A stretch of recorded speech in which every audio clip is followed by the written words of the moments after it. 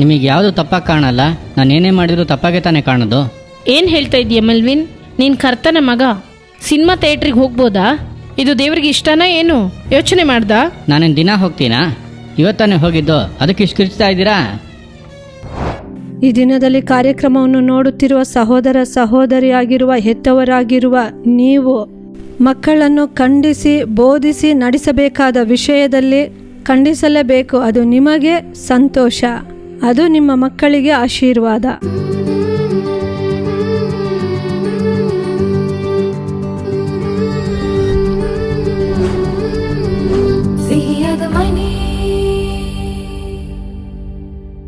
ಪ್ರೀತಿಯ ಸಿಹಿಯಾದ ಮನೆ ವೀಕ್ಷಕರಿಗೆ ಯೇಸು ಕ್ರಿಸ್ತನ ಮಧುರವಾದ ನಾಮದಲ್ಲಿ ನಮ್ಮ ಪ್ರೀತಿಯ ವಂದನೆಗಳು. ಮತ್ತೊಮ್ಮೆ ಈ ಕಾರ್ಯಕ್ರಮದ ಮೂಲಕ ನಿಮ್ಮೆಲ್ಲರನ್ನು ಸಂಧಿಸುವುದರಲ್ಲಿ ನಾವು ಬಹಳ ಸಂತೋಷ ಪಡುತ್ತೇವೆ. ಈ ದಿನದಲ್ಲೂ ಹೆಚ್ಚು ಸಲಿಗೆ ಆಪತ್ತಿನಲ್ಲಿ ಮುಗಿಯುತ್ತದೆ ಎಂಬ ಶೀರ್ಷಿಕೆಯಲ್ಲಿ ನಾವು ಕಾರ್ಯಕ್ರಮವನ್ನು ನೋಡಲಿದ್ದೇವೆ. ಮಕ್ಕಳ ಭಾಗ್ಯ ಅನ್ನುವುದು ಪ್ರತಿಯೊಬ್ಬ ಹೆತ್ತವರಿಗೂ ದೇವರು ಕೊಟ್ಟಿರುವಂತಹ ಉಡುಗೊರೆಯಾಗಿದೆ. ಯಾವ ಹೆತ್ತವರು ತಮ್ಮ ಮಕ್ಕಳು ಶಿಸ್ತು ಇಲ್ಲದವರಾಗಿಯೂ ಸಮಾಜದಲ್ಲಿ ದ್ವೇಷಿಸಲ್ಪಡುವವರಾಗಿ ಇರಬೇಕೆಂಬುದಾಗಿ ಬಯಸುವುದಿಲ್ಲ. ಆದರೆ ಕೆಲವೊಂದು ಸಮಯಗಳಲ್ಲಿ ಅವರಿಗೆ ಕೊಡುವಂಥ ಹೆಚ್ಚಿನ ಸಲಿಗೆಯು, ಹೆಚ್ಚಿನ ಸ್ವಾತಂತ್ರ್ಯವು ಅವರನ್ನು ಆ ರೀತಿಯಾಗಿ ಬದಲಾಯಿಸಿ ಬಿಡುತ್ತದೆ. ಈ ನವೀನ ಕಾಲದ ಹೆತ್ತವರು ತಮ್ಮ ಮಕ್ಕಳು ಅವರ ಜೀವನದಲ್ಲಿ ವಂಚನೆಗಳನ್ನು ಸಂಧಿಸಲೇಬಾರದು ಎಂಬುದಕ್ಕಾಗಿ ಕೇಳುವುದನ್ನೆಲ್ಲ ತೆಗೆದುಕೊಟ್ಟು ಅವರು ಬಯಸುವುದನ್ನೆಲ್ಲ ಮಾಡುತ್ತಾರೆ. ಆದುದರಿಂದ ಕೆಲವು ಮಕ್ಕಳು ಬಯಸಿದ್ದು ಸಿಗದೆ ಹೋಗುವಾಗ ಯಾವ ಮಟ್ಟಕ್ಕೂ ಕೂಡ ಹೋಗುವುದಕ್ಕೂ ಅವರು ಹಿಂಜಾರುವುದಿಲ್ಲ. ಆದ್ದರಿಂದ ಹೆತ್ತವರೇ ಹೆಚ್ಚಿನ ಸಲಿಗೆ ಆಪತ್ತಿನಲ್ಲಿ ಮುಗಿಯುತ್ತದೆ ಎಂಬುದನ್ನು ಅರಿತು ಕರ್ತನಿಗೆ ತಕ್ಕಂಥ ಶಿಕ್ಷೆಗಳಲ್ಲಿಯೂ ಬೋಧನೆಗಳಲ್ಲಿಯೂ ನಿಮ್ಮ ಮಕ್ಕಳನ್ನು ಬೆಳೆಸಿರಿ. ನಿಮ್ಮ ಮಕ್ಕಳು ಕರ್ತನಿಂದ ಶಿಕ್ಷಿತರಾಗಿ ಇರುವರು, ಅವರ ಸಮಾಧಾನವು ದೊಡ್ಡದಾಗಿರುತ್ತದೆ. ಈಗ ನೀವು ಆಸಕ್ತಿಯಿಂದ ಕಾದಿರುವಂತಹ ಜ್ಯೋತಿಯ ಕನ್ನಡಕ.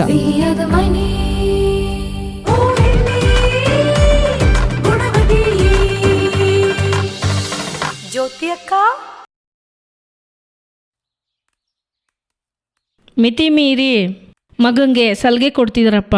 ನಾನು ಎಷ್ಟೋ ಹೇಳಿ ನೋಡಿದೆ, ನನ್ನ ಮಾತೇ ಕೇಳ್ತಾ ಇಲ್ಲ. ಬರ್ತಾ ಬರ್ತಾ ಅವನ ನಡವಳಿಕೆನೇ ಸರಿಯಿಲ್ಲಪ್ಪ.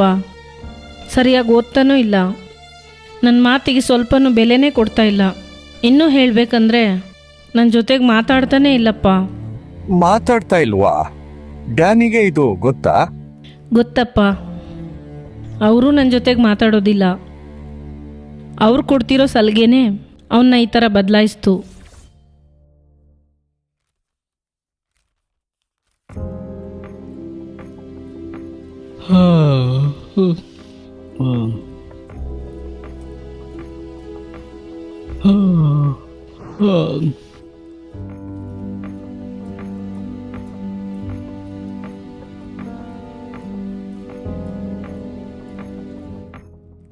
ಏನೋ ಓದ್ತಾ ಇದೆಯಾ? ಹೌದಪ್ಪ, ನಿದ್ದೆ ಬರ್ತಾ ಇದೆ. ನಿದ್ದೆ ಬರ್ತಿದ್ಯಾ? ಸರಿ, ಹೋಗಿ ಮಲ್ಕೋ. ಸರಿಯಪ್ಪ. ಹೋಗು.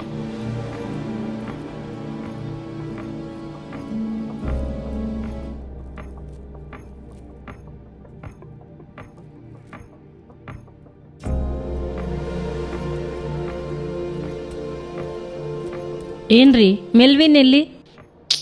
ನಿದ್ದೆ ಬರ್ತಿದೆ ಅಂತ ಹೇಳ್ದ, ನಾನೇ ಹೋಗಿ ಮಲ್ಕೋ ಅಂತ ಹೇಳ್ದೆ. ಮಲ್ಕೊಳಕ್ಕೆ ಹೇಳಿದ್ರಾ?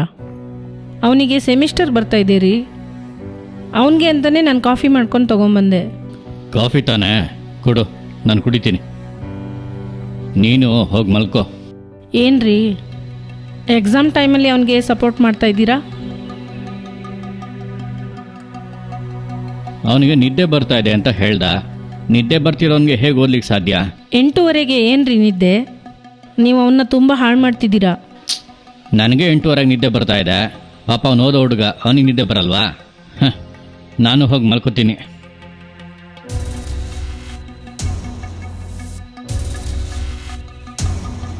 ಇಷ್ಟೊಂದು ಸಲಿಗೆ ಕೊಟ್ಟರೆ ಅವನ ಎಕ್ಸಾಮಲ್ಲಿ ಹೇಗೆ ಒಳ್ಳೆ ಮಾರ್ಕ್ಸ್ ತೆಗಿತಾನೆ? ಇವರಿಬ್ಬರನ್ನ ಹೇಗೆ ಸರಿಪಡಿಸೋದೋ ಗೊತ್ತಾಗ್ತಿಲ್ಲ. ಛೇ, ತಮ್ಮ ಬಂದೇನಮ್ಮ? ಇಲ್ಲ ಅಮ್ಮ, ಇನ್ನೂ ಬಂದಿಲ್ಲ. ಇನ್ನೂ ಬಂದಿಲ್ವಾ? ಗಂಟೆ 10 ಆಗ್ತಾ ಇದೆ, ಇನ್ನೂ ಕೂಡ ಬಂದಿಲ್ವಾ? ಅಪ್ಪ ನಿದ್ದೆ ಮಾಡಿಬಿಟ್ರು. ಅವ್ರಿಗೇನು ಚಿಂತೆ? ನನ್ನ ಮನಸ್ಸಿಗೆ ಗಾಬರಿಯಾಗಿದೆ. ಎಲ್ಲೋ ಹೋಗ್ಬರ್ತಾ ಇದೆಯಾ? ಯಾಕೆ ಇಷ್ಟೊತ್ತು?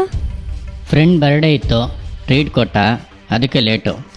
ಹೇಳ್ಬಿಟ್ಟು ಹೋಗೋಕ್ಕಾಗಲ್ವಾ? ಅದೇ ಕೈಯಲ್ಲಿ ಫೋನ್ ಇದೆಯಲ್ಲ. ಇವಾಗ ನಾನು ಬರಬೇಕೋ ಬೇಡವೋ? ಹಾಂ,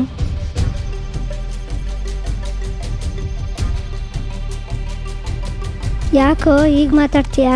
ನಾನೇನು ಮಾಡಿದ್ರು ತಪ್ಪಾಗೆ ನೋಡಿದ್ರೆ?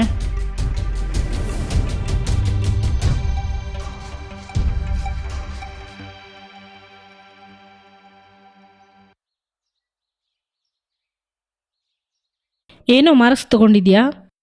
ಇದೇ ನೀನು ಓದೋ ಲಕ್ಷಣನಾ? ಹೇಳು. 2 ಸಬ್ಜೆಕ್ಟಲ್ಲಿ ಅರಿಯರ್ಸ್ ಬೇರೆ. ಕಾಲೇಜಿಗೆ ನೀನು ಓದಕ್ಕೆ ಹೋದ ಇಲ್ಲ ಬೇರೇನಕ್ಕಾದರೂ ಹೋದ? ಓದೋ ಟೈಮಲ್ಲಿ ಓದ್ದಿಲ್ಲೇ ಊರು ಸುತ್ತಿದ್ರೆ ಹೀಗೆ ಆಗೋದು. ನಿನಗೇನು ಹೇಳೋದು? ಎಲ್ಲ ನಿಮ್ಮ ಅಪ್ಪ ಕೊಡೋ ಸಲಿಗೆ. ಸಲಿಗೆ ಕೊಟ್ಟರೆ ಏನಿವಾಗ? ಸಲಿಗೆ ಕೊಟ್ಟರೆ ಯಾರು ಏನು ಕೆಟ್ಟೋಗೋದಿಲ್ಲ. ಕೆಟ್ಟೋಗೋದಲ್ಲ ರೀ, ಆದರೆ ಓದೋದ್ರಲ್ಲಿ ಫೇಲ್ ಆಗ್ತಿದ್ದಾನಲ್ಲ. ಇವಾಗ ಏನಾಯ್ತು ಅಂತ ಕಿರ್ಚ್ತಾ ಇದೆಯಾ? ಕಿರ್ಚಾಡ್ತಿದ್ದೀನ? ನನ್ನ ಆತಂಕನ ಸುರಿತಾ ಇದ್ದೀನಿ. ನೀನು ಸುರಿಯೋದು ಕಿರ್ಚೋದು ಏನು ಬೇಡ. ಇವಾಗ ಏನಾಯ್ತು? 2 ಸಬ್ಜೆಕ್ಟಲ್ಲಿ ತಾನೇ ಅರಿಯರು. ಮುಂದಿನ ಸೆಮಿಸ್ಟರಲ್ಲಿ ಸರಿ ಆಗ್ತಾನೆ, ಬಿಟ್ಬಿಡು. ಬೇಡ ರೀ, ಇಷ್ಟು ಸಲಿಗೆ ಬೇಡ. ನನಗೆ ಭಯವಾಗಿದೆ. ನೀನು ಹೋಗು. ಹಾಂ.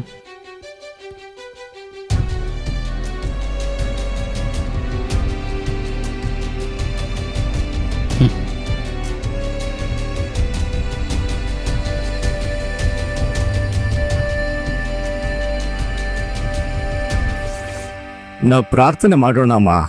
ನಾನು ಡ್ಯಾನಿ ಹತ್ರ ಮಾತಾಡಿ ನೋಡ್ತೀನಿ, ಇನ್ನೇನು ಮಾಡೋದು. ಒಂದೊಂದು ಮನೇಲೂ ಒಂದೊಂದು ರೀತಿ ಸಮಸ್ಯೆಗಳು, ಅದನ್ನ ನಿಭಾಯಿಸ್ಕೊಂಡು ತಾನೇ ಹೋಗಬೇಕು. ಸಮಸ್ಯೆಗಳು ನನಗೆ ಹೊಸದಲ್ಲಪ್ಪ, ಆದರೆ ಮೆಲ್ವಿನ್ ಬಗ್ಗೆನೇ ನನಗೆ ತುಂಬ ಯೋಚನೆ ಆಗುತ್ತೆ. ತುಂಬ ಟ್ರ್ಯಾಕ್ ತಪ್ಪಿ ಹೋಗ್ತಾ ಇದ್ದಾನಪ್ಪ. ನನಗೆ ತುಂಬಾ ಭಯನೂ ಆಗ್ತಿದೆ. ಚಿಂತೆ ಮಾಡಬೇಡಮ್ಮ, ಎಲ್ಲ ಸರಿ ಹೋಗುತ್ತೆ.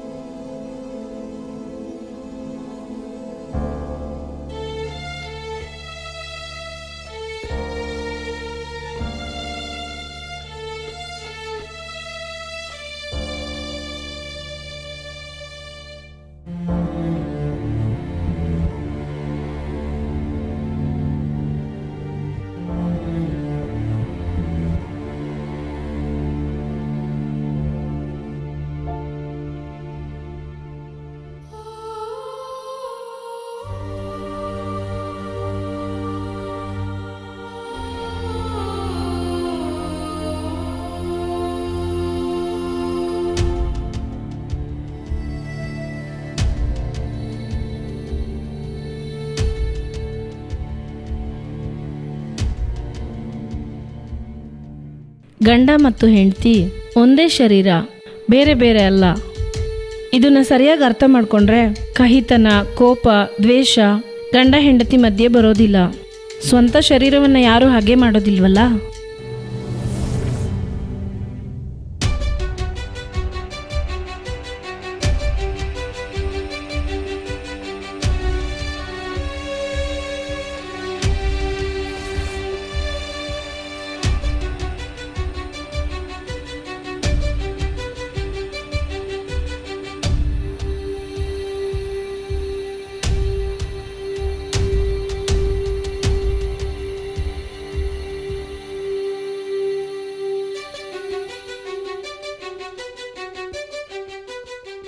ಮೆಲ್ವಿನ್ ತುಂಬ ದಾರಿ ತಪ್ಪಿ ಹೋಗ್ತಿದ್ದಾನಪ್ಪ. ನನಗೆ ತುಂಬಾ ಯೋಚನೆ ಆಗಿದೆ. ಅವತ್ತು ಫ್ರೆಂಡ್ ಬೈಕಲ್ಲಿ ವೇಗವಾಗಿ ಹೋಗ್ತಾ ಇದ್ದಾನೆ. Melvin, Melvin, Melvin, Melvin.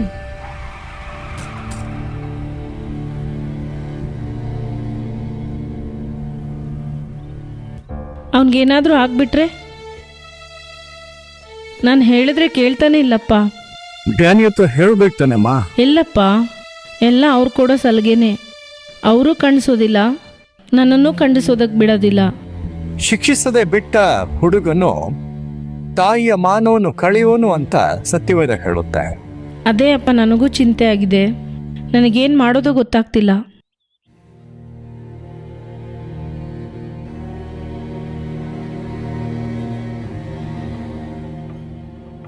Melvin ನಿಂತ್ಕೋ. ಎಲ್ಲಿ ಹೋಗಿ ಬರ್ತಿದೀಯಾ? ಕಾಲೇಜಿಗೆ. ಎಲ್ಲಿ ಹೋಗಿ ಬರ್ತಾ ಇದೀಯಾ?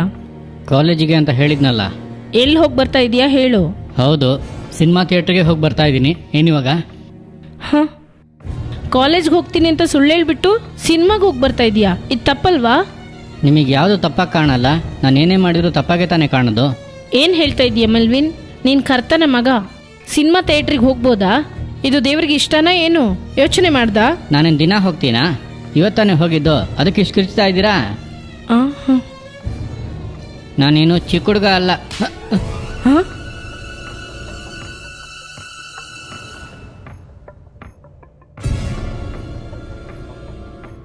ಅಪ್ಪ, ಏನು ಅಪ್ಪ, ನಿನಗೊಂದು ಸ್ವಲ್ಪ ಸಲಿಗೆ ಕೊಟ್ರೆ ತುಂಬ ಜಾಸ್ತಿ ಹೋಗ್ತಾ ಇದೆಯಾ? ಯಾರ ಹತ್ರ ಬಾಯ್ ಮಾಡ್ತಾ ಇದೀಯಾ? ಅವಳು ನನ್ನ ಹೆಂಡತಿ.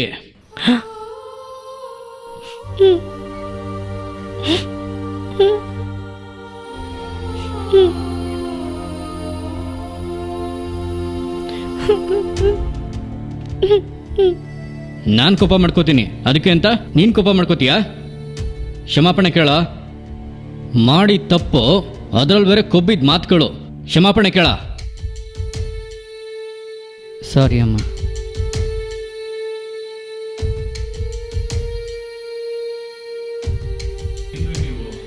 ಏನ್ರಿ ನೀವು ಹೆಗ್ಲು ಮಟ್ಟಕ್ಕೆ ಬೆಳೆದ ಮಗನ ಮೇಲೆ ನೀವು ಈ ಥರ ಕೈ ಮಾಡಿಬಿಟ್ರಲ್ಲ, ಪಾಪ ರೀ ಅವನು. ಸಾರಿಮ್ಮ, ಎಲ್ಲ ನಂದೇ ತಪ್ಪು. ಜಾಸ್ತಿ ಸಲಿಗೆ ಕೊಡಬೇಡಿ ಅಂತ ಹೇಳಿದೆ, ನಾನು ಕೇಳಲೇ ಇಲ್ಲ. ಇವಾಗಾದ್ರೂ ಪರಿಣಾಮನ ನೋಡ್ತಾ ಇದ್ದೀನಿ. ಸಲಿಗೆನೂ ಕೊಡಬೇಕು, ಜೊತೆ ಖಂಡಿಸ್ಲೂಬೇಕು ಅಂತ ನಾನು ಇವಾಗ ತಿಳ್ಕೊಂಡೆ ಅಮ್ಮ. ನಿನಗೂ ತುಂಬ ಕಷ್ಟಪಡಿಸ್ಬಿಟ್ಟೆ ಅಮ್ಮ. ಮಾತಾಡ್ದಲ್ಲ ಇದ್ಬಿಟ್ಟೆ. ಐ ಆಮ್ ಸಾರಿಮ್ಮ. ಏನ್ರಿ ನೀವು ನನ್ನ ಹತ್ರ ಎಲ್ಲ ಸಾರಿ ಕೇಳ್ಕೊಂಡು ಹೋಗಿ ಮೆಲ್ವಿನ್ನ ನೋಡಿ ಬನ್ನಿ.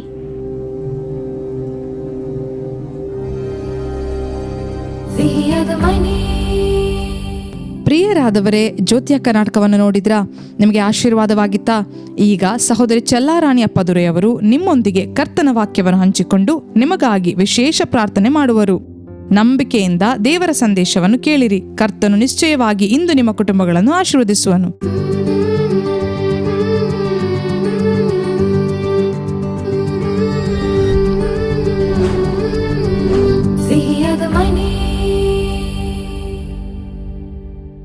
ಯೇಸು ಕ್ರಿಸ್ತನ ಮಧುರವಾದ ನಾಮದಲ್ಲಿ ನಿಮಗೆ ನಮ್ಮ ಪ್ರೀತಿಯ ವಂದನೆಗಳು. ಪ್ರಿಯರಾದವರೇ, ದೇವರ ವಾಕ್ಯ ಹೇಳುತ್ತದೆ, ಪುತ್ರ ಸಂತಾನವು ಯೆಹೋವನ ಸ್ವಾಸ್ಯವೆಂದು. ದೇವರು ನಮಗೆ ಮಕ್ಕಳನ್ನು ಕೊಟ್ಟಿರುವುದು ಅವರನ್ನು ದೇವರಲ್ಲಿ ಬೆಳೆಸುವುದಕ್ಕಾಗಿ, ದೇವರ ಮಹಿಮೆಗಾಗಿ ಮಕ್ಕಳನ್ನು ಬೆಳೆಸುವುದಕ್ಕಾಗಿ ದೇವರು ನಮಗೆ ಮಕ್ಕಳನ್ನು ಕೊಟ್ಟು ಆಶೀರ್ವದಿಸಿದ್ದಾರೆ. ಚಿಕ್ಕ ಮಕ್ಕಳಾಗಿರುವಾಗಲೇ ಮಕ್ಕಳನ್ನು ಕರ್ತನಲ್ಲಿ ಬೆಳೆಸುವಂಥ ಅನುಭವ ಹೆತ್ತವರಿಗೆ ಇರಬೇಕು. ನೋಡಿರಿ, ಚಿಕ್ಕ ವಯಸ್ಸಿನಿಂದಲೇ ಸತ್ಯವೇದವನ್ನು ಓದಬೇಕು, ಖಂಡಿತವಾಗಿ ಓದಬೇಕು. ಅದು ಮಾತ್ರವಲ್ಲ, ಮಕ್ಕಳು ಚಿಕ್ಕ ವಯಸ್ಸಿನಿಂದಲೇ ವೈಯಕ್ತಿಕ ಪ್ರಾರ್ಥನೆಯನ್ನು ಮಾಡಬೇಕು. ಆ ರೀತಿ ಪ್ರಾರ್ಥಿಸುವುದು, ವಾಕ್ಯ ಓದುವುದು, ಈ ಅನುಭವದಲ್ಲಿ ಬೆಳೆಸುವುದೇ ಹೆತ್ತವರಿಂದ ಎದುರು ನೋಡುವಂತಹ ಕಾರ್ಯ. ಆ ರೀತಿ ಮಕ್ಕಳು ಕರೆಕ್ಟಾಗಿ ಸತ್ಯವೇದವನ್ನು ಓದುವ ಅನುಭವ ಇರುವಾಗ, ಮಕ್ಕಳಲ್ಲಿ ದೇವರ ಸಮ್ಮುಖದಲ್ಲಿ ಪ್ರಾರ್ಥಿಸುವಂತಹ ಅನುಭವ ಅವರಲ್ಲಿ ಇರುವಾಗ, ಮಕ್ಕಳು ಏನಾದರೂ ತಪ್ಪು ಮಾಡುವಾಗ, ಇಲ್ಲ ಅವರು ಅವಿಧೇಯತರಾಗಿ ನಡೆದುಕೊಳ್ಳುವಾಗ, ಕೆಲವು ಕಾರ್ಯಗಳಲ್ಲಿ ಮಕ್ಕಳು ಹಠವಾಗಿ ನಡೆದರೂ ಸಹ ಹೆತ್ತವರಾಗಿರುವ ನಾವು ದೇವರ ವಾಕ್ಯವನ್ನು ಹೇಳಿ ಸರಿಪಡಿಸುವುದಕ್ಕೂ ಅವರನ್ನು ಸರಿಯಾದ ಹಾದಿಯಲ್ಲಿ ನಡೆಸುವುದಕ್ಕೂ ಸಹಾಯವಾಗುತ್ತದೆ. ನೀವು ಮಕ್ಕಳನ್ನು ನೋಡಿ ಹೇಳಬಹುದು, ನೀನು ವಾಕ್ಯ ಓದುತ್ತೀಯಾ? ದೇವರ ವಾಕ್ಯ ಹೇಳುತ್ತದಲ್ಲವಾ, ಈ ವಾಕ್ಯದ ಪ್ರಕಾರ ಈ ಕಾರ್ಯವನ್ನು ಮಾಡಬಹುದು ಇಲ್ಲ ಮಾಡಬಾರದು ಎಂದು ಹೇಳುವುದಕ್ಕೆ ನಮಗೆ ಸಹಾಯವಾಗುತ್ತದೆ.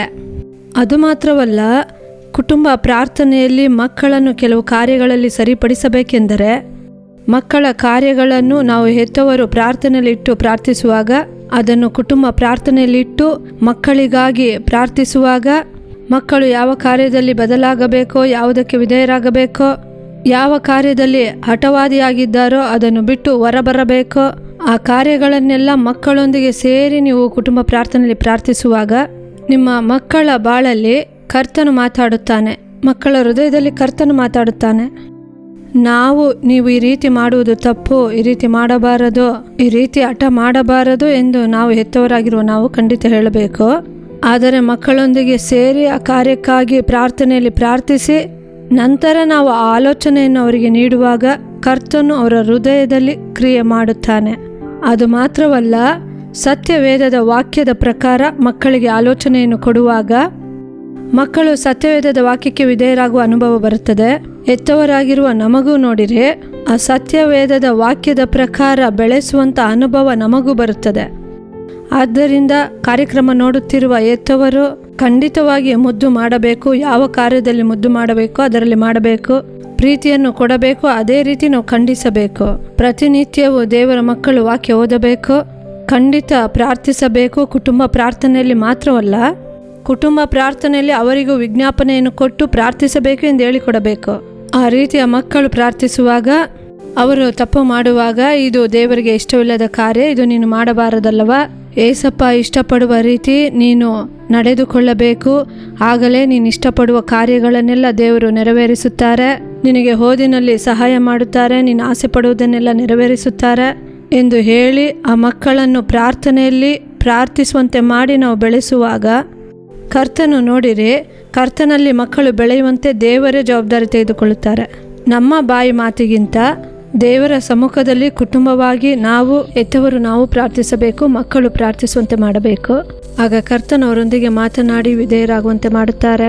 ಹಠವಾಗಿರುವ ಬುದ್ಧಿಯನ್ನು ದೇವರು ಬದಲಾಯಿಸಿ ತರುತ್ತಾರೆ. ಯಾವ ಕಾರ್ಯವನ್ನು ಹೇಗೆ ಬುದ್ಧಿಯಿಂದ ಮಾಡಿಕೊಳ್ಳಬೇಕು ಎಂಬ ಜ್ಞಾನದಿಂದ ದೇವರು ನಡೆಸುತ್ತಾರೆ. ನೋಡಿರಿ, ದೇವರ ವಾಕ್ಯ ಹೇಳುತ್ತದೆ, ಜ್ಞಾನೋಕ್ತಿಗಳು 29ನೇ ಅಧ್ಯಾಯ 15ನೇ ವಾಕ್ಯ ಈ ರೀತಿಯಾಗಿ ಹೇಳುತ್ತದೆ, ಬೆತ್ತ ಬೆದರಿಕೆಗಳಿಂದ ಜ್ಞಾನ ಉಂಟಾಗುವುದು, ಶಿಕ್ಷಿಸದೆ ಬಿಟ್ಟ ಹುಡುಗನು ತಾಯಿಯ ಮಾನವನ್ನು ಕಳೆಯುವನು. ಮಗನನ್ನು ಶಿಕ್ಷಿಸು, ನಿನ್ನನ್ನು ಸುಧಾರಿಸುವನು, ಅವನೇ ನಿನ್ನ ಆತ್ಮಕ್ಕೆ ಮುಷ್ಟನ್ನನಾಗುವನು.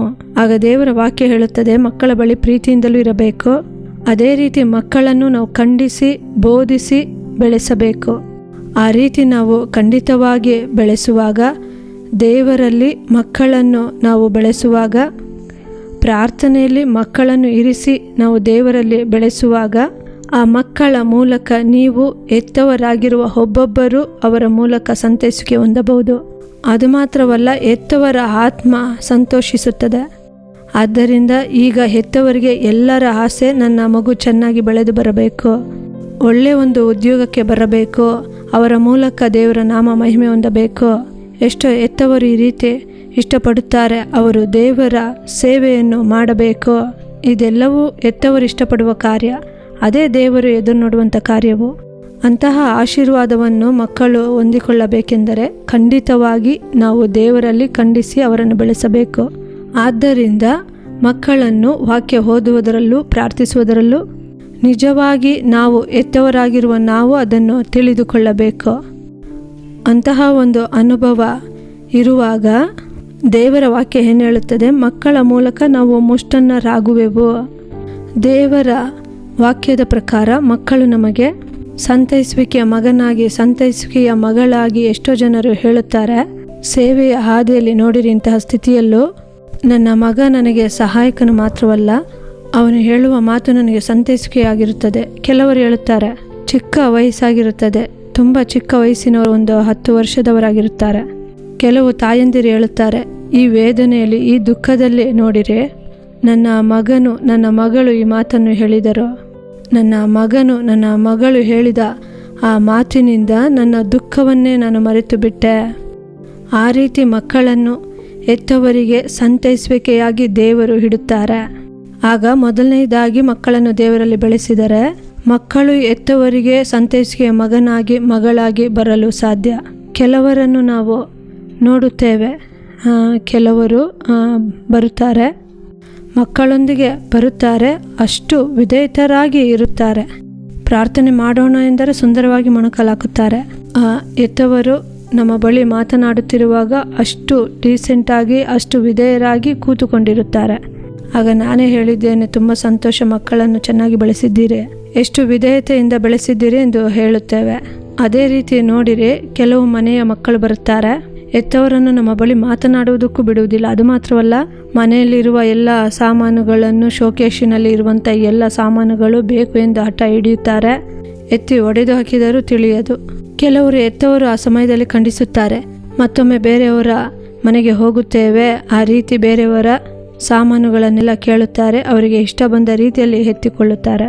ಕೆಲವು ಹೆತ್ತವರು ಸುಮ್ಮನೆ ಬಿಟ್ಟು ಬಿಡುತ್ತಾರೆ, ಕೆಲವರು ಇಲ್ಲ, ತೆಗೆದುಕೊಳ್ಳಬಾರದು ಎಂದು ಹೇಳುತ್ತಾರೆ. ಹೆತ್ತವರಾಗಿರುವ ನಾವು ಗಮನವನ್ನು ಹರಿಸಬೇಕು, ಮುದ್ದು ಮಾಡುವಾಗ ಮಾಡಬೇಕು, ತೆಗೆದುಕೊಡಬೇಕಾದದನ್ನು ತೆಗೆದುಕೊಡಬೇಕು.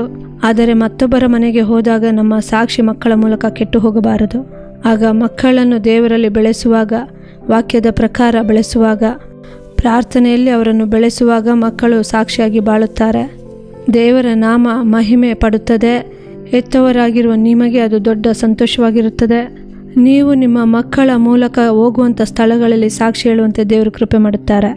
ಅದು ಮಾತ್ರವಲ್ಲ, ನಾವು ಇಂದು ಜ್ಯೋತಿ ಅಕ್ಕ ನಾಟಕವನ್ನು ನಾವೆಲ್ಲರೂ ನೋಡಿದ್ದೇವೆ. ನೋಡಿರಿ, ಆ ತಾಯಿಯ ಮಗನು ಓದಬೇಕಾದ ಸಮಯದಲ್ಲಿ ಓದಬೇಕೆಂದು ಖಂಡಿಸುತ್ತಾರೆ. ಅದೇ ಸಮಯದಲ್ಲಿ ನೋಡಿರಿ, ತಂದೆಯು ನನ್ನಿಂದ ಈಗ ಓದಲು ಆಗುವುದಿಲ್ಲ, ನಿದ್ದೆ ಬರುತ್ತದೆ ಎಂದೆಲ್ಲ ಹೇಳಿದ ಕೂಡಲೇ ಕೆಲವು ಕಾರ್ಯಗಳನ್ನು ತಂದೆಯು ತನ್ನ ಮಗನ ಇಷ್ಟಕ್ಕೆ ಬಿಟ್ಟು ಬಿಡುತ್ತಾರೆ. ಒಂದನ್ನು ತಿಳಿದುಕೊಳ್ಳಿರಿ, ಖಂಡಿತವಾಗಿ ಮಕ್ಕಳು ಓದುವ ಸಮಯದಲ್ಲಿ ಅವರನ್ನು ಓದಿಸಬೇಕು. ಒಂದು ವೇಳೆ ಮಕ್ಕಳು ಓದುತ್ತಾ ಇರಬೇಕು, ದಿನವೆಲ್ಲ ಓದುತ್ತಾ ಇರಬೇಕೆಂದು ಕಡ್ಡಾಯಪಡಿಸಬೇಡಿ. ಮಕ್ಕಳನ್ನು ಸ್ವಲ್ಪ ಆಡುವುದಕ್ಕೆ ಬಿಡುವುದು. ಹೆತ್ತವರು ನೀವು ಖಂಡಿತವಾಗಿ ಮಕ್ಕಳೊಂದಿಗೆ ಸಮಯ ಕಳೆಯಬೇಕು. ಆ ರೀತಿ ನೀವು ಮಕ್ಕಳೊಂದಿಗೆ ಸಮಯವನ್ನು ಕಳೆಯುವಾಗ ಮಕ್ಕಳು ನಿಮಗೆ ಇಟ್ಟಿರುವಂಥ ಆ ಪ್ರೀತಿ, ಐಕ್ಯತೆ ಇನ್ನೂ ಸ್ಥಿರವಾಗುತ್ತದೆ, ಗಟ್ಟಿಯಾಗುತ್ತದೆ. ನೀವು ಮತ್ತೊಂದು ಕಾರ್ಯವನ್ನು ತಿಳಿದುಕೊಳ್ಳಬೇಕು. ಜ್ಯೋತಿ ಅಕ್ಕ ನಾಟಕದಲ್ಲಿ ತಿಳಿದುಕೊಂಡಂಥ ಕಾರ್ಯ, ತಾಯಿ ಖಂಡಿಸುತ್ತಿದ್ದಾರೆ, ತಂದೆಯು ತಾಯಿ ಖಂಡಿಸುವಾಗ ಅದನ್ನು ಅವರು ಪ್ರೋತ್ಸಾಹಿಸಲಿಲ್ಲ. ಅದಕ್ಕೆ ವಿರೋಧವಾಗಿ ಮಗನು ವೇದನೆ ಪಡಬಾರದೆಂದು ಮಗನ ಆಸೆಗೆ ಅವರು ಸಹಾಯ ಮಾಡುತ್ತಿದ್ದಾರೆ. ಆ ರೀತಿ ಇರಬಾರದು. ಒಬ್ಬ ತಾಯಿ ಖಂಡಿಸುತ್ತಿದ್ದಾಳಾ, ಇಲ್ಲ ತಂದೆ ಖಂಡಿಸುತ್ತಿದ್ದಾರಾ, ಆಗ ಬೇರೆಯವರ ಮುಂದೆ, ನಿನ್ನ ಮಕ್ಕಳ ಮುಂದೆ ನೀನು ಮಾಡುವುದು ತಪ್ಪು ಎಂದು ಸಹೋದರರು ಹೆಂಡತಿಗೆ ಹೇಳಬಾರದು. ಪ್ರೀತಿಯ ಹೆಂಡತಿಯರೇ ನಿಮ್ಮ ಗಂಡನನ್ನು ನೋಡಿ ಹೇಳಬಾರದು. ಆ ಪ್ರೀತಿಯ ಸಹೋದರಿಯರು, ನೀವು ಮಕ್ಕಳನ್ನು ಖಂಡಿಸುವಾಗ ನಿಮ್ಮ ಮನೆಯವರು ಮಕ್ಕಳನ್ನು ಬೆಳೆಸುವ ರೀತಿ ತಪ್ಪಾದ ಆಲೋಚನೆಯನ್ನು ಹೇಳಿದರೂ ಆ ಸಮಯದಲ್ಲಿ ನೀವು ಸುಮ್ಮನೆ ಇದ್ದು ಬಿಡಿ. ಏಕೆಂದರೆ ಮಕ್ಕಳ ಮುಂದೆ ನಿಮ್ಮ ವಾಗ್ವಾದವನ್ನು ಇಟ್ಟುಕೊಳ್ಳಬೇಡಿ. ಮಕ್ಕಳು ಇಲ್ಲದೆ ಇರುವಾಗ ನೀವು ಹೆತ್ತವರು ಮಕ್ಕಳ ಮುಂದೆ ಅಲ್ಲ, ನೀವು ಸಪರೇಟಾಗಿ ಇರುವಾಗ ಪ್ರಾರ್ಥನೆಯಲ್ಲಿ ಹೇಗೆ ಆಲೋಚನೆಯನ್ನು ಕೊಡಬೇಕು, ಪ್ರಾರ್ಥನೆಯೊಂದಿಗೆ ದೇವರ ಸಮ್ಮುಖದಲ್ಲಿ ಆಲೋಚನೆಯನ್ನು ಹೊಂದಿಕೊಳ್ಳಿರಿ. ಆಲೋಚನೆಯನ್ನು ಹೊಂದಿ ಮಕ್ಕಳಿಗೆ ಕೊಡುವಂಥ ಬೋಧನೆಯಲ್ಲಿ ಹೆತ್ತವರು, ತಾಯಿಯು, ತಂದೆಯು ಏಕ ಮನಸ್ಸಿನಿಂದ ಮಕ್ಕಳಿಗೆ ಆಲೋಚನೆ ಕೊಡಬೇಕು. ಒಬ್ಬರು ಆಲೋಚನೆಯನ್ನು ಕೊಡುವಾಗ ಅದಕ್ಕೆ ವಿರೋಧವಾಗಿ ಇನ್ನೊಬ್ಬರು ಆಲೋಚನೆ ಕೊಡುವ ರೀತಿಯಲ್ಲಿ ಇರಬಾರದು. ಒಬ್ಬ ತಾಯಿ ಆಲೋಚನೆ ಕೊಡುವಾಗ ಅದಕ್ಕೆ ವಿರೋಧವಾಗಿ, ಅದಕ್ಕೆ ತಪ್ಪಾಗಿ ತಂದೆ ಎದ್ದೊಳ್ಳಬಾರದು. ಇಬ್ಬರು ಏಕ ಮನಸ್ಸಿನಿಂದ ದೇವರ ಸಮ್ಮುಖದಲ್ಲಿ ಪ್ರಾರ್ಥಿಸಿ ದಾರಿ ನಡೆಸುವಾಗ, ನೀವಿಬ್ಬರು ಸೇರಿ ಮಕ್ಕಳಿಗೆ ಯಾವ ಕಾರ್ಯವಾಗಿದ್ದರೂ ಆಲೋಚನೆಯನ್ನು ಕೊಡುವಾಗ ಅದು ಮಕ್ಕಳಿಗೂ ಚೆನ್ನಾಗಿರುತ್ತದೆ, ಮಕ್ಕಳು ನಿಮ್ಮನ್ನು ಘನಪಡಿಸುವುದಕ್ಕೆ ಅದು ಸಹಾಯವಾಗುತ್ತದೆ. ಆದ್ದರಿಂದ ಈ ದಿನದಲ್ಲಿ ಕಾರ್ಯಕ್ರಮವನ್ನು ನೋಡುತ್ತಿರುವ ಸಹೋದರ ಸಹೋದರಿಯಾಗಿರುವ ಹೆತ್ತವರಾಗಿರುವ ನೀವು ತಿಳಿದುಕೊಳ್ಳಬೇಕಾದ ವಿಷಯ ಏನೆಂದರೆ, ಮಕ್ಕಳನ್ನು ಯಾವ ಕಾರ್ಯದಲ್ಲಿ ಖಂಡಿಸಿ ಬೋಧಿಸಿ ನಡೆಸಬೇಕೋ ಅದು ನಿಮಗೆ ಸಂತೋಷ ತರುತ್ತದೆ. ಅದು ಮಕ್ಕಳಿಗೆ ಆಶೀರ್ವಾದ. ಮೊದಲು ತಂದೆಯು ಅದನ್ನು ತಿಳಿದುಕೊಳ್ಳಲಿಲ್ಲ. ನೀವು ನಾಟಕದಲ್ಲಿ ನೋಡಿದ್ದೀರಲ್ಲ, ತಂದೆ ತಿಳಿದುಕೊಳ್ಳಲಿಲ್ಲ, ನಂತರ ತಿಳಿದುಕೊಳ್ಳುತ್ತಾರೆ. ಮಗನು ತಪ್ಪಾದ ಹಾದಿಯಲ್ಲಿ ಹೋಗುತ್ತಾನೆ, ನಂತರ ತಂದೆ ಅದನ್ನು ತಿಳಿದುಕೊಳ್ಳುತ್ತಾರೆ. ಆರಂಭದಿಂದಲೇ ಇಬ್ಬರು ಪ್ರಾರ್ಥನೆಯಲ್ಲಿ ಮಕ್ಕಳನ್ನು ಬೋಧಿಸಿ ಬೆಳೆಸುವಾಗ, ವಾಕ್ಯದೊಳಗೆ ಅವರನ್ನು ಬೆಳೆಸುವಾಗ ಅದು ಮಕ್ಕಳಿಗೆ ಆಶೀರ್ವಾದವು, ಹೆತ್ತವರಾದ ನಿಮಗೆ, ನಿಮ್ಮ ಆತ್ಮಕ್ಕೆ ಅದು ಸಂತೋಷವಾಗಿರುತ್ತದೆ. ನಿಮ್ಮ ಕುಟುಂಬವನ್ನು ಆಶೀರ್ವದಿಸುತ್ತಾರೆ. ನಿಮ್ಮ ಕುಟುಂಬವನ್ನು ಸಂತತಿಯಾಗಿ ದೇವರು ಆಶೀರ್ವಾದವಾಗಿ ಇಡುತ್ತಾರೆ. ಅಂತಹ ಆಶೀರ್ವಾದವನ್ನು ಹೊಂದಿಕೊಳ್ಳುವುದಕ್ಕಾಗಿ ಪ್ರಾರ್ಥಿಸೋಣ. ನಾವು ಪ್ರಾರ್ಥಿಸೋಣ. ಸ್ತೋತ್ರ ಮಾಡುತ್ತೇವಪ್ಪ, ನಿಮ್ಮನ್ನು ಸ್ತುತಿಸುತ್ತೇವೆ ರಾಜ. ಪುತ್ರ ಸಂತಾನವು ಯೆಹೋವನ ಸ್ವಾಸ್ಯವು ಎಂಬ ವಾಕ್ಯದ ಪ್ರಕಾರ ಅಪ್ಪ, ನೀವು ಮಕ್ಕಳನ್ನು ಕೊಟ್ಟಿದ್ದೀರಿ ಅಪ್ಪ. ಈ ದಿನದಲ್ಲಿ ನಮ್ಮೊಂದಿಗೆ ಸೇರಿ ಪ್ರಾರ್ಥಿಸುತ್ತಿರುವಂಥ ಒಬ್ಬೊಬ್ಬ ಸಹೋದರ ಸಹೋದರಿಯನ್ನು ನಿಮ್ಮ ಹಸ್ತದಲ್ಲಿ ಒಪ್ಪಿಸಿಕೊಡುತ್ತೇವಪ್ಪ. ಮಕ್ಕಳನ್ನು ಹೇಗೆ ಬೆಳೆಸಬೇಕೆಂಬ ಜ್ಞಾನವನ್ನು ಕೊಡಿ ದೇವರೇ. ಅಪ್ಪ, ನೀವು ಮಾರ್ಗ ನಡೆಸಿರಿ, ನಿಮ್ಮ ಆಲೋಚನೆ ನಿಮ್ಮ ಚಿತ್ತದ ಪ್ರಕಾರ ನಡೆಸಿರಿ ದೇವರೇ. ಯಾವ ತಂದೆಯಲ್ಲಾಗಲಿ ತಾಯಿಯಲ್ಲಾಗಲಿ ಸ್ವಾರ್ಥ ಬರಬಾರದು ದೇವರೇ.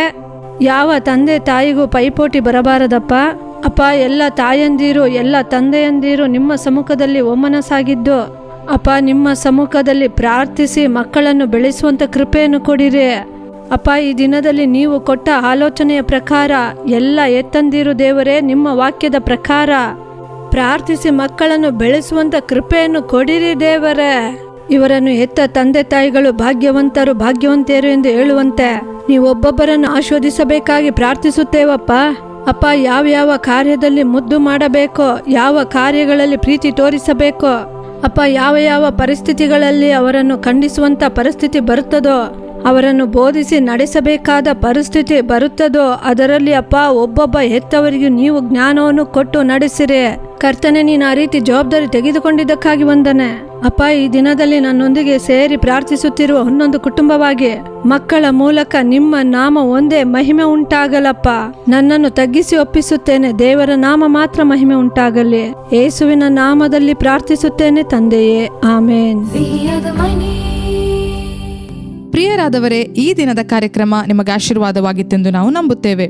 ನೀವು ಹೊಂದಿಕೊಂಡಂತಹ ಮೇಲುಗಳನ್ನು ಆಶೀರ್ವಾದಗಳನ್ನು ನಮಗೆ ತಿಳಿಯಪಡಿಸಲು ಮರೆಯಬೇಡ್ರಿ.